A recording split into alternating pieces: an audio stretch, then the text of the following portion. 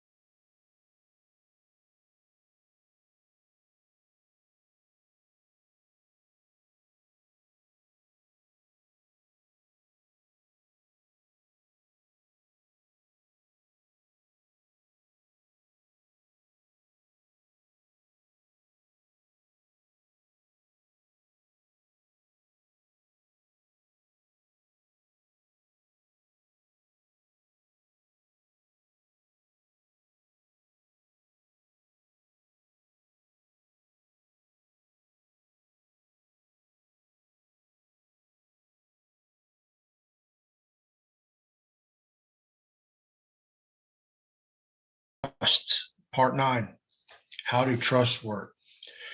And before I dive into this, how close are we to like writing something? Um, we have, I think, maybe, okay, I've done up to 11, and I think after 11, I have maybe 3 more to go. And then we should be able to start, like looking at different types of trust, like what we're working. I mean, every day we use express trust, they're implied express trust, and we literally can have hundreds of them per day by everything we do. If we go to the market and we use our check, cash, or credit card to buy something at the market, we just created an implied or express trust. And the notes we're using are promissory notes. So I'm working on a devious scheme with all these people to try to think of this, because the way it's working, there's got to be a super simple way that is not as complicated as all these people are doing, because the queen died and everybody used to write accepted for value. Well, it doesn't work anymore. So there's got to be something that's in our favor, because all these accounts we are creating literally, have, trust res in them. Every time we pay something, it's a trust res. Or we use that, we use electricity, we have our electricity account, that's a trust res.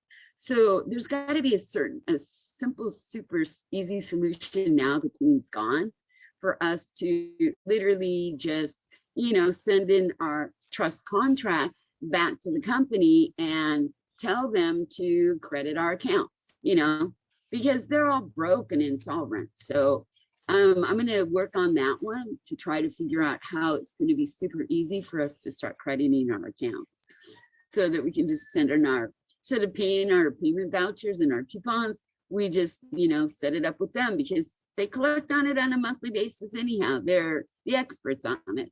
So why should we rack our heads? Why don't we just let them do it?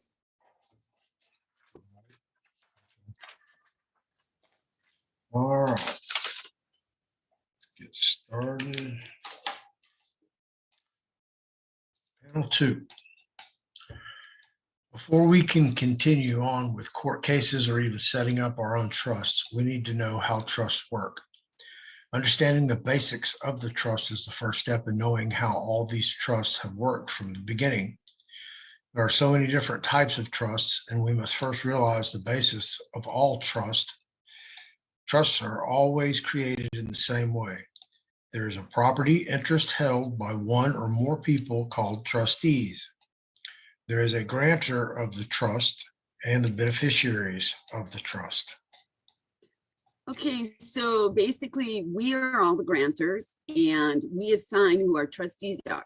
So for example, in an express trust, which are these small trusts we have on a daily basis, we're the grantor and we can assign a trustee, we can be the trustee, but we shouldn't be the beneficiary. And I'll be honest with you, we benefit from the trust no matter what. But the reason I'm saying we shouldn't be the beneficiary is because in any trust and you're named the beneficiary, you're literally waiting for that person to die to receive the benefits, or you're waiting for somebody to hand you something. So it's kind of better if you try to, take care of the trust yourself, because who better to trust than yourself? That's my opinion. So we got to think about that. So when we're writing our trust, we have to think about it. We have revocable trusts. These are a living trust. And then we have irrevocable trusts. Okay, let's get it out of the mouth. Irrevocable trusts. And these are trusts we write, we cannot touch, and we cannot be the trustee or the beneficiaries of those trusts. When we set up those, we have to choose who we want. So, and that's only just setting on a small amount of trust. There's hundreds of them out there, all kinds. Nonprofit trusts, corporation trusts. I mean, they set up trusts for everything they do. Yep. Absolutely. All right, panel 3. The settlor of the trust will ask another person to be the trustee of their trust. The settlor creates the trust and assigns the trustee to handle the trust for the benefit of a third party they have named as a beneficiary of their trust. The creation of any trust is based on the classification that is applied when creating this trust. Trusts are created by the act of a party, of a settlor or grantor, or by operation of law. Trusts are normally divided into 2 types of trust: express or implied. Okay, the express and implied trust. Contracts that we sign, with different companies, they call them express or implied, but actually they're implied because we were never asked to be anything. When we signed our signature, we automatically became the grantor. Express trust can be a lot of different kinds of trust, like the living trust, irrevocable trust. Many people call them express trust, but I think they actually honestly fall into another category, because on a daily basis, when we make contracts with people, for example, I have an express contract with, doing videos, or an express contract with teaching classes. And I don't need all this stuff written out. So it's a contract that we can make verbally. That's one way to create a trust. Or another way is we spell it all out on paper. Okay. Panel 4. Creating our trust. Trusts created by a party are either implied or expressed. They can be either oral or written. However, a trust that is created by an act of law is different. These trusts are either resulting or constructive. The difference between the express and implied trust is simple. In an express trust, the party of the trust states the trust is either orally or written.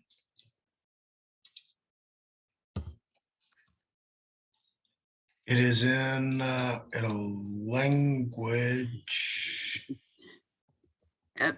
Yes.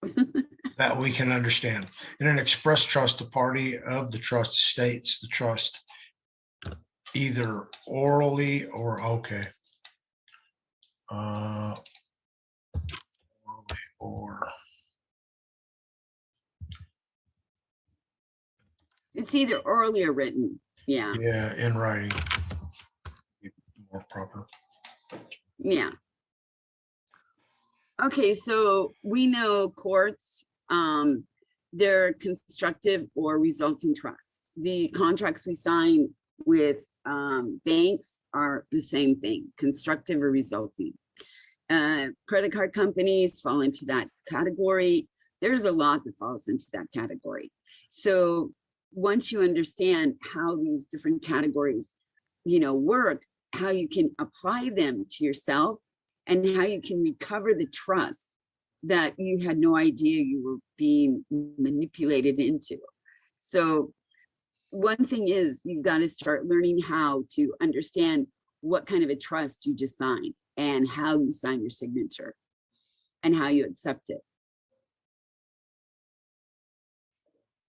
Okay. Panel 5. Common law protections. When the implied trust is created using an inferred language that arrives solely from the conduct of these two parties, the express trust is administered by the language that is implied to create the trust. The language in the trust is what operates the trust. The trustee of the trust must follow the directions within the trust, and the benefits of the trust are what the beneficiary receives. The express trust is protected under common law. Okay, so for example, a husband and wife sit down and they want to create a trust for their family. So they start to talk about the trust. They create the language of the trust. Then they decide who's going to be their trustee.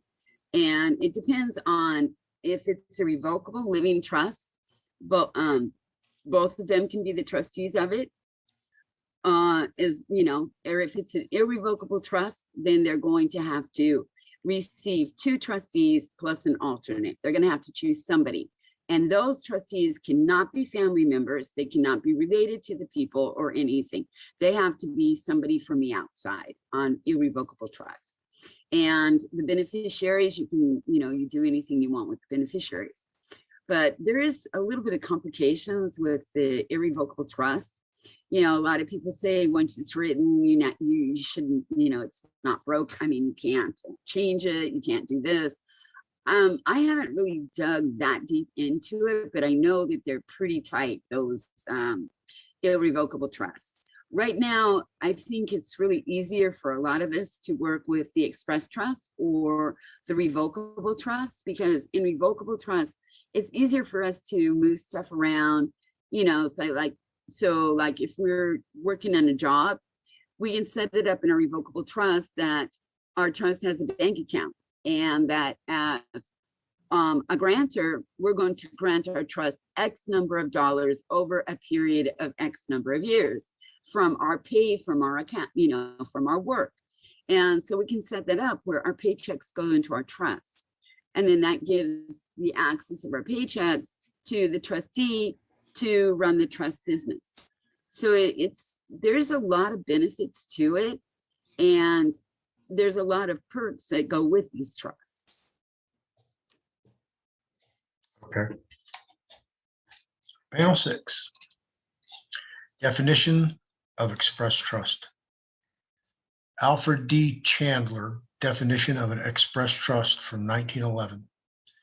Put the legal estate entirely in one or more persons, while others have a beneficial interest in and out of the same, but are neither partners nor agents.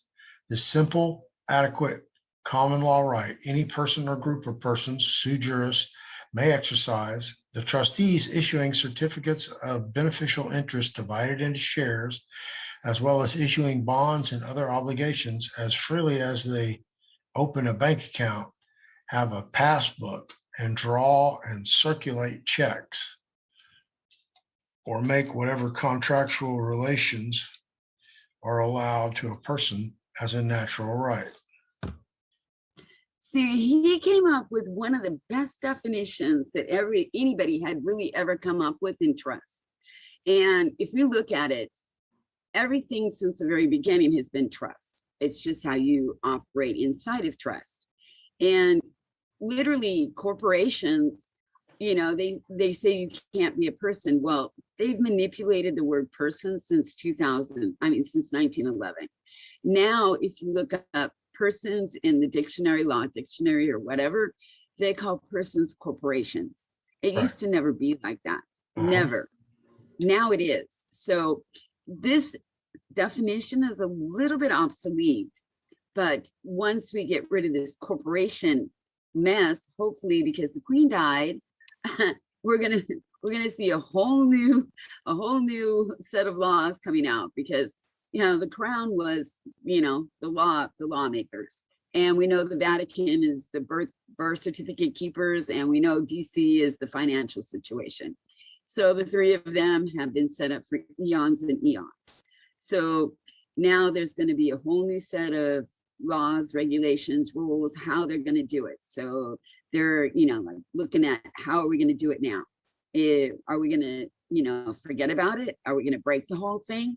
And what's interesting to me is the Vatican announced that everybody's got to return their money to the Vatican between the 1st and the 30th of September. Why is the Vatican recovering all the money from the banks and everything? You know, all the gold, the banks, the certificates, the bonds. They're asking everybody to return everything to the Vatican. So this is going to be an interesting month, guys. So hold on. We're going to see some big changes. We're going to see some different ways to do things. And it's going to be very interesting with trust, because we're still going to need the trust. It's not going to disappear. It's just going to be, I think, a lot easier for us to understand them and use them. And instead of using fiat, we use our credits every month. It's a prediction.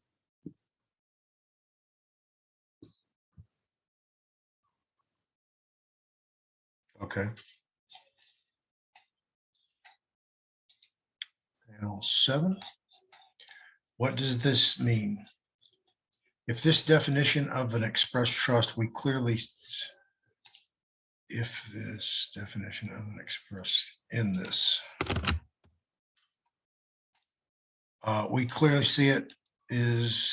it is not merely a property interest that is held by one person for the benefit of another, and it is not merely a basic trust. So I'm going to repeat that. In this definition of an express trust, we clearly see it is not merely a property interest that is held by one person for the benefit of another, and it is not merely a basic trust. Correct. Instead, the express trust is created by a private contract that holds divisible property interest for the settlor, in which he empowers the trustee to act on behalf of the beneficiary to administer the trust in the same capacity that he may do for himself as an individual sui juris. Okay, so we saw our definition where the trustee has the right to issue promissory notes. He has the right to create bonds. He has the right to issue trust share certificates of share interest. And he also has the right to literally give the beneficiaries X number of capital interest shares of the trust. So he has a lot of, you know, possibilities, and it doesn't always deal with how much money's in there, because a trust has 100 shares of stock and 100 shares of capital interest. So basically, how much do you want to say your capital interest is worth? How much are you worth? I mean, you could literally say your capital interest is worth 100 shares. It's worth 500,000 a share. You know, you could have 500,000 of capital interest per share. You can have up to $1 million per share. Literally the same thing goes with the stocks, the certificate of stocks. The trustees are the ones who vote on how much your stocks are worth. So, I mean, we rely on Wall Street to tell us what stocks are worth, but we get to tell ourselves what they're worth. That's kind of funny. Wow. Okay.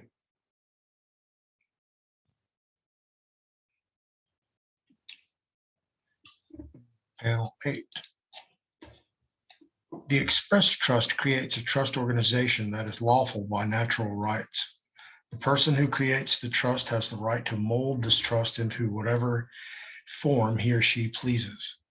In such a trust, whatever one may do lawfully for himself, he has a right to authorize another person to do for him.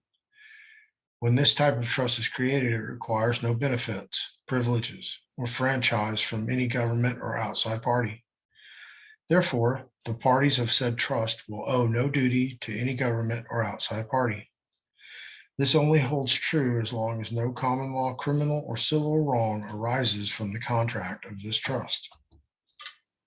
So basically, we are protected because we're not allowing any outside party to give us benefits anymore. We have our own benefits because we're the grantors of everything. Our energy is our benefits. Our energy is our credit. This is how the world is running right now. It's running off of us. All of our energy, our expressed energy, or everything we do. We go to work on a daily basis. We do all kinds of stuff. The energy that we produce is what these governments are living off of. And they've turned our energy into fiat currency, money, whatever. It's kind of like a manipulation of all kinds of different things. It's pretty sick what they've done to it. And it's really deep too. And you're just like wondering, and now they have us in this mindset that, oh, we have to have money. Well, we have credit. Our credit is more than the money we would ever make in our lives. So in these trusts, we get to live on our credits. We don't have to live on money anymore. What did you just say? Live on what? We won't have to live on money anymore. We'll be living on our credits. Seriously, we will be living on our credits. Man, did you just kick the hornet's nest? Okay. All right. Panel 9. Well, do you want me to lie and say, no, we got to still work our butts off? I mean, got to tell the truth sometime. Okay. That's it. Already, panel 9. If the trust is written and constructed correctly, the trust is given all the common law protections that are normally given to private contracts. When creating an express trust, it is necessary that all parties are truly acting as sui juris or in the pure, unadulterated common law right. This means when you write up your trust, you cannot grant any outside party a vested interest in this trust.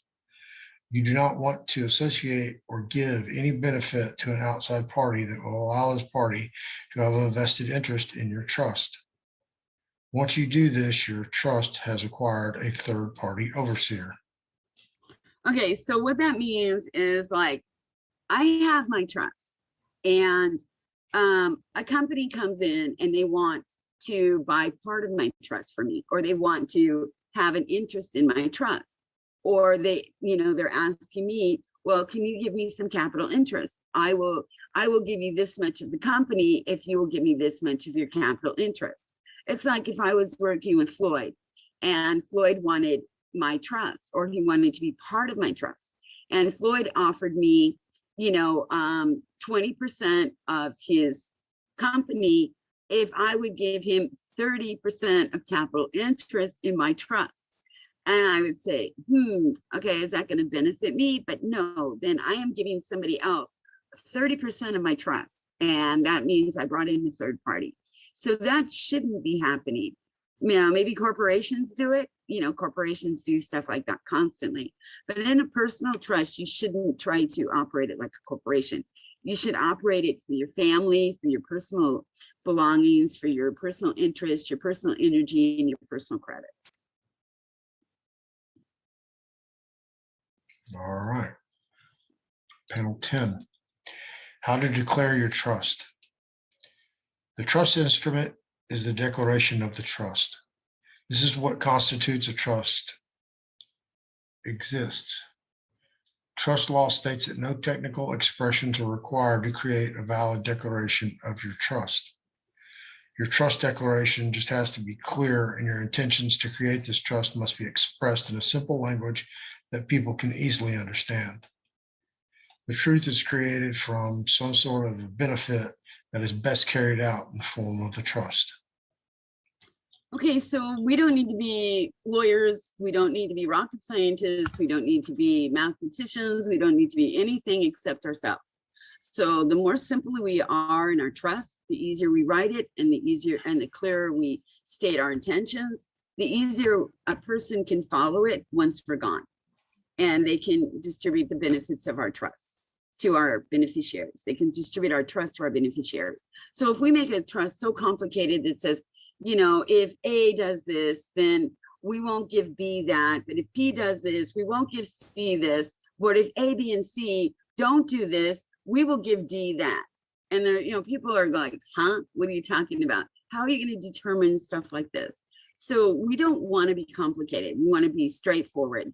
Our daughter, you know, Sunshine, is the sweetest little girl. She's been, you know, such a help to our family. We'd like to give her 60% of the trust because she's been with us, taking care of us in our you know, golden years. And without her help, we could never have, you know, gotten as far as we did. Our son will get 40% of the trust. You know, simplify it. Don't be complicated. Yeah. Yeah, don't overthink it. Yeah. Try to get slick where you don't need to be slick. Yeah.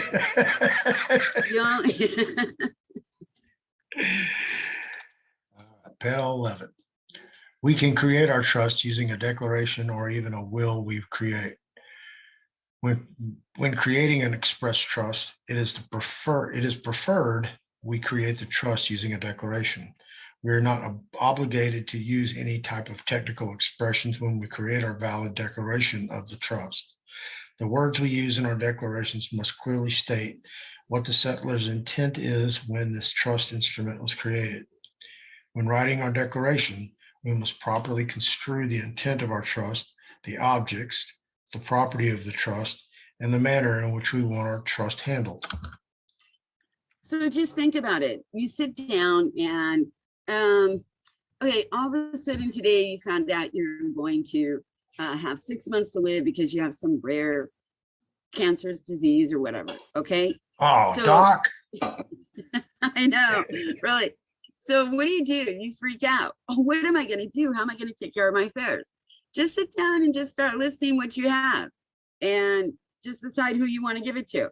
And I mean, you do not need to list every single pot and pan, piece of silverware, cup, saucer, or anything like that in your house. You know, you can say kitchen and, you know, say, my daughter loves to cook and she loves my kitchen. Please give it to her. You know, something like this.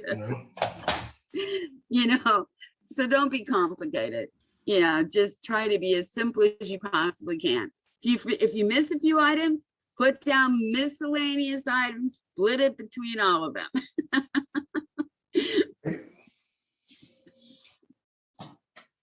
No joke. Okay, panel 12.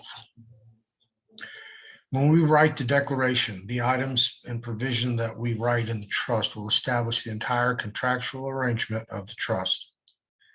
Here, we will need to identify the position of each party in the trust, the name of the trust, the jurisdiction and status of what the administration duties are for the trust.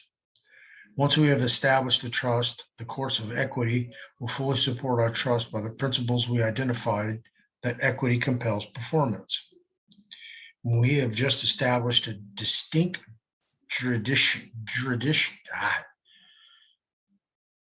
juridical personality for the trust that has standing to sue and to be sued.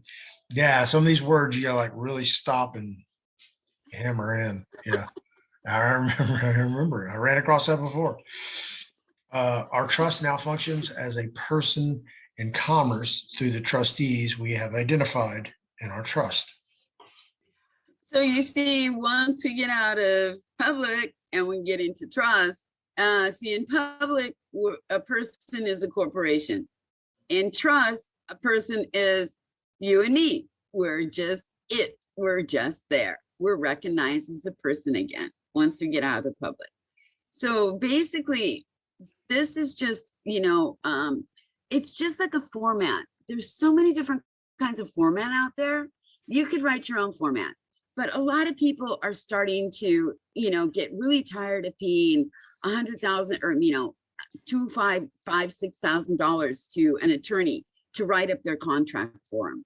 And believe it or not, there's websites out there that are free that you can literally go on these websites and get an idea of how to write your trust by just answering their questions, and their software will formulate the trust for you. And you can print it out, and that gives you a basis to start with. And it's a good basis, especially if you don't know what you want.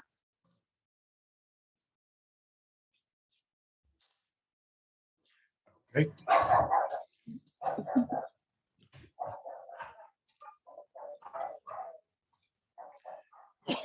Panel 13, natural person. When writing our trust, excuse me. When writing our trust, we use the term natural person. The natural person is applied to the express trust by the courts of equity. We have set up the administration of the trust. It is being carried out by men or women acting as natural persons inside the trust.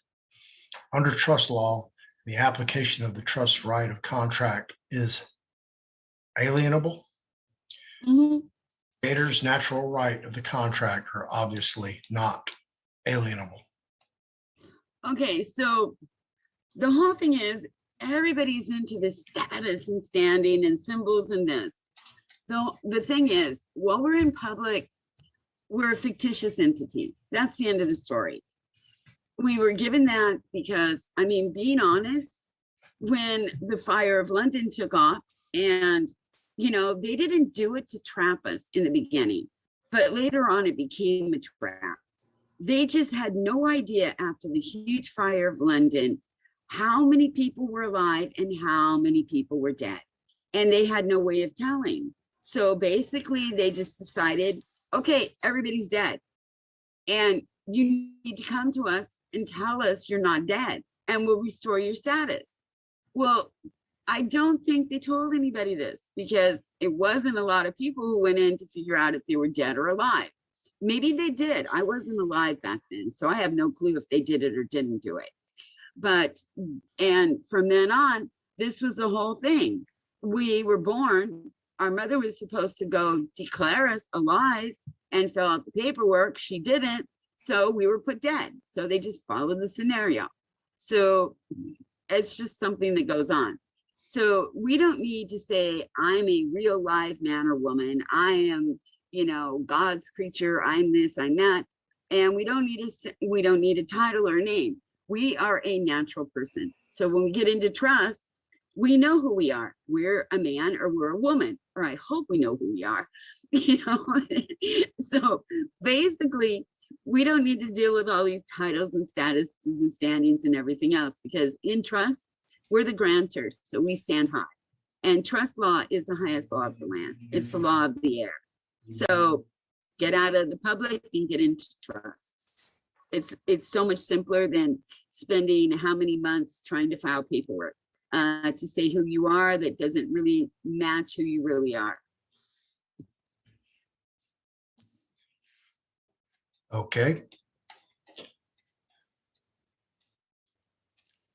Panel 14.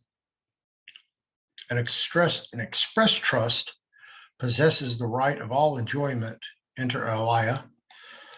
With a trust, you will benefit from the contract the trust enters into. Included are all the obligations that are imposed under the contracts the trust enters into. In an express trust, you possess the ability to hold your own property.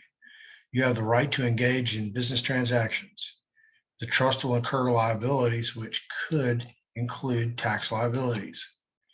You'll also be able to assure creditorship, which includes secured party status, just like any other legal person.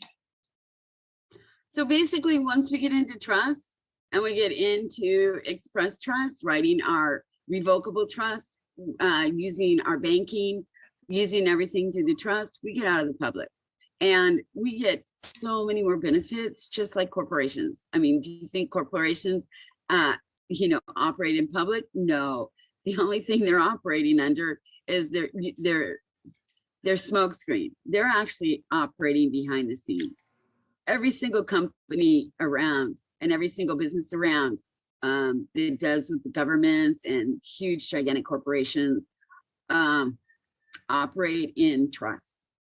They've got it all set up. Right. Yeah. So Yeah, set up your layers. own. Yeah.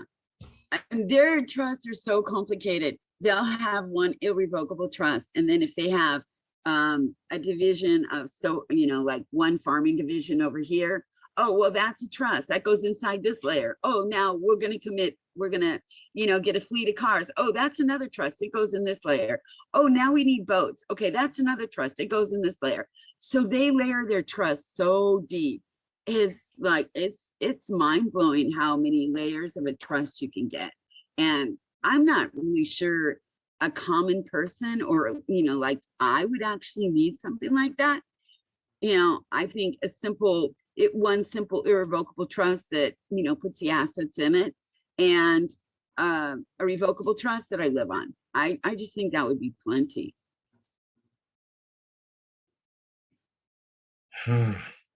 What if you had some kind of algorithm that could multiply your trusts to where it was like it never stopped?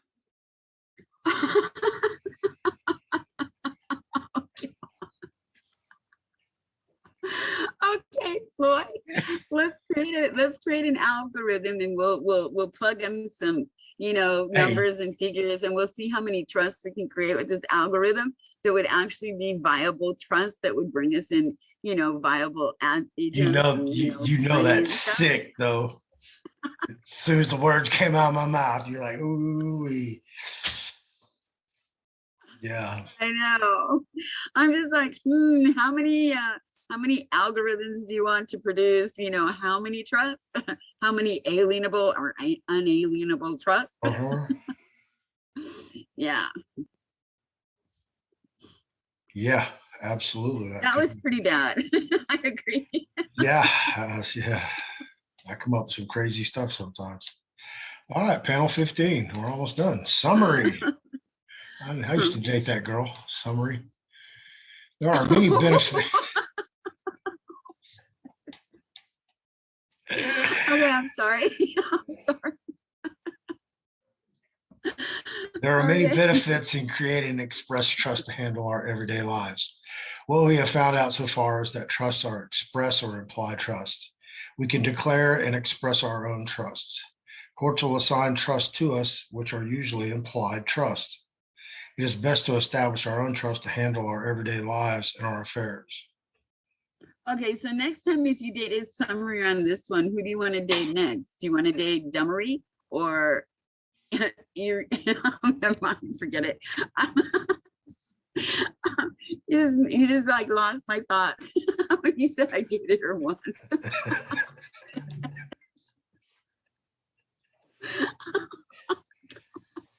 Got you too, huh? Yeah, that was like, sorry, I used to keep on giving. Yeah, no matter how fast and how far you run away. Oh, that was pretty good. Okay. So damn tentacles trying to catch anywhere. So what we're trying to get into, guys, is understanding more about trust and how they will benefit us instead of just living like we're living. Our bank accounts on the public, I mean, they're charging us, I don't know how much money, and their fees, this, that, something else. Once you get all that stuff moved over into your trust, you're not paying the bank all those fees every month. and the bank just, good grief. And then on top of it, you can like really control your trust.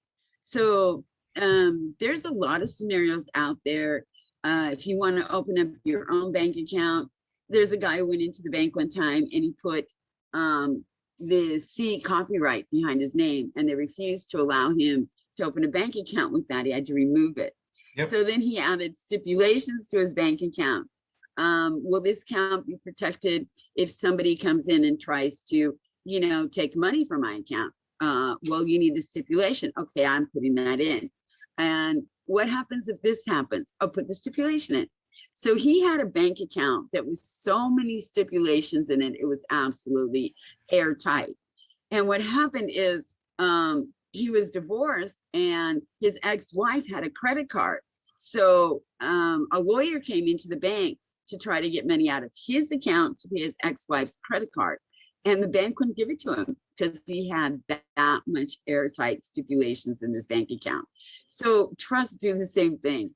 We set them up and we protect ourselves. So we need to think about this. Okay. All right.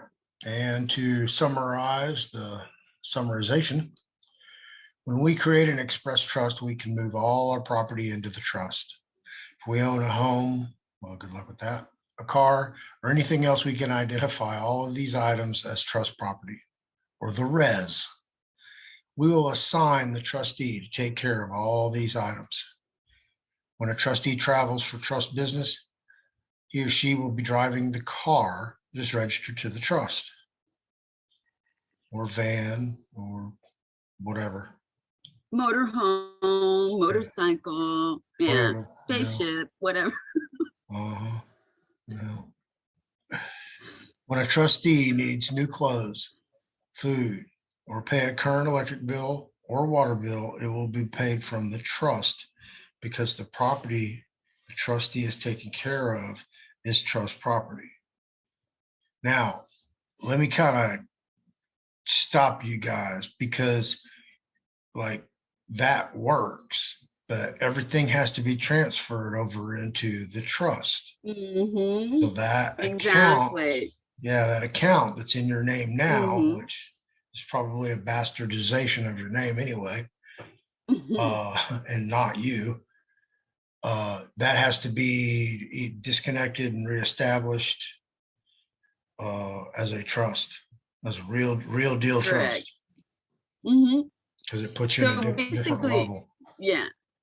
So basically what I'm seeing here is as a trustee and the grantor needs food, or you need to be taken care of because that's a stipulation in the trust. The trust takes care of the trustee, the trust takes care of the grantor and the beneficiaries. So these are stipulations you have to look at when you're writing your trust. So if my trust says that if in my stipulation, the trustee needs food, or he needs clothing, or he needs to, have a car for trust business, it's all written in my trust stipulations. But once the trustee takes the funds from the trust to go out and purchase these things, he literally has to transfer every single thing into the trust. So it's like everybody says, own nothing and be happy. We own nothing and we are extremely happy because everything belongs to our trust and we benefit 100% from it. I need to go have a talk with my trust then.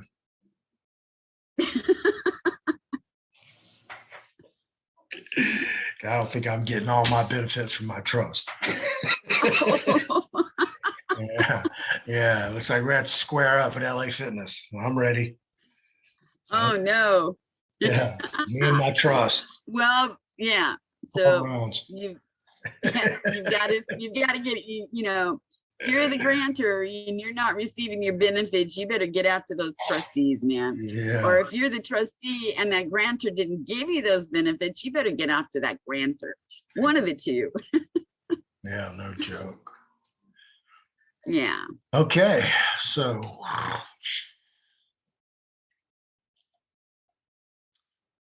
basically that's it.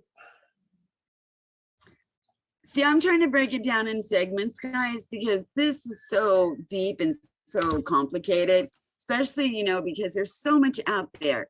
And I mean, I see it on, you know, chats constantly. I see everybody on chats. When you have a problem, cry beneficiary. And I mean, it's like cry beneficiary. I shouldn't put it that way, but it's like, oh, when you're walking into a court, or you are having a foreclosure on you or something like this, tell them you're the beneficiary. And I don't see it. I mean, I'm sorry, I'll be honest with you guys, I do not see it. As a beneficiary, you have no say so in anything at all in a trust, unless one thing, the trustee fails to do his trust duties. Then as a beneficiary, you have an equitable title interest in the trust. That's it, an equitable title interest. You can enforce that equitable title interest into the trust if the trustee is not performing his trust duties. Other than that, you are just basically supposed to sit back, monitor the trust, see how the trust is going. If the trustee is stealing money, you can, you know, bring it up. You can make them produce, you know, records, because you're the beneficiary. He's supposed to protect you. And that's about what you can do as a beneficiary. Now, as a trustee, I mean, especially in a lot of cases, especially for foreclosure cases, you create a trust for that foreclosure you're in. Do not be the beneficiary, guys. Why in the world would you allow somebody else to dictate to you how the outcome of your home is going to be done? Why don't you dictate your own outcome by being a trustee? And everybody's like, oh, we're told never to be the trustee. Guys, you know what? In these cases, a trustee has so much power, because number one, you are the trust protector. So are you going to allow the court to be your trust protector? Do you think they're going to protect your trust in your best interest? No, just allow the court to be the beneficiary, okay? Because then they only get what you give them in the end. And until you die, they don't get anything. So, and you can always remove them whenever you want. You can remove them. Remember, it's an irrevocable trust, and you can change it anytime you want. So be the trustee, tell them what's going on, and give them their benefits. So when you're no longer here, they'll receive them. So, and before you do die, you can always change your benefits so they get nothing. It's just the way it goes. Right. Okay. How much gas you have in you? I've got, yeah, I mean, it's Sunday here, so we usually eat early. So I'm gonna, you know, like bug off in a bit and go cook.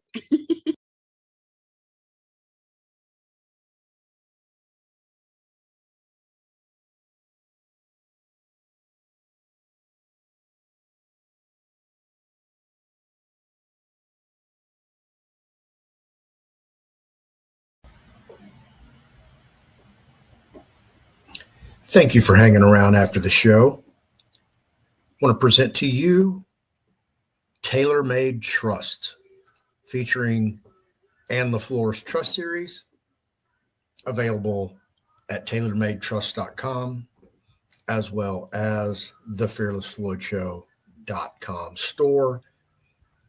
Here are a handful of the available trusts that can be built, custom tailored to your needs and desires. 25 different trusts, plus the DNA Trust Addendum.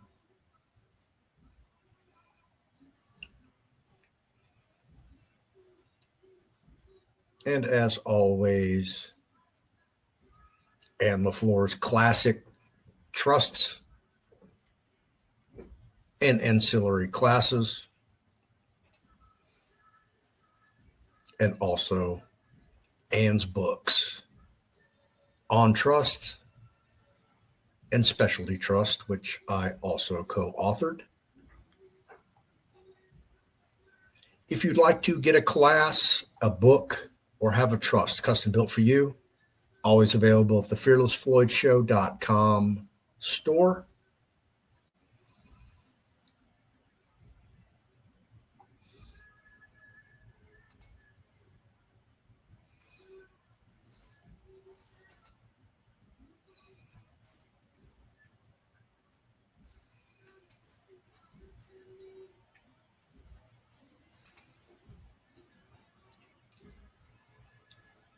And I'll see you in the next show. Thank you for watching and have an awesome day.